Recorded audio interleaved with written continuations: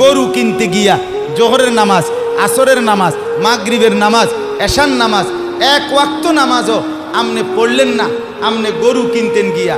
আবার কোরবানির দিন আড্ডি কোবাইতেন গিয়া আমনে জোহরও পড়লেন না, আসরও পড়লেন না, মাগরিবও পড়লেন না। আমনে যদি এরপরে আইসা এই মাইক দিয়েও কন আমি আল্লাহর জন্য কোরবানি দিছি, আমরা বুঝছি না কেন?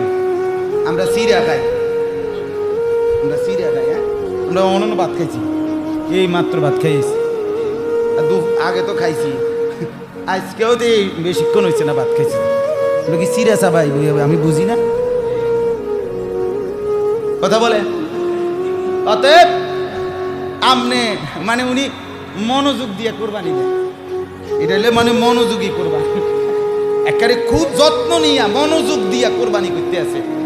জোহর আসর মাগরিব এটি তো আইয়ে যায়, বোঝেন নাই কথাটা? এটি তো কত শনিবার কত রবিবারে কত জোহর কত আসর আইসে গেছে। আমি এই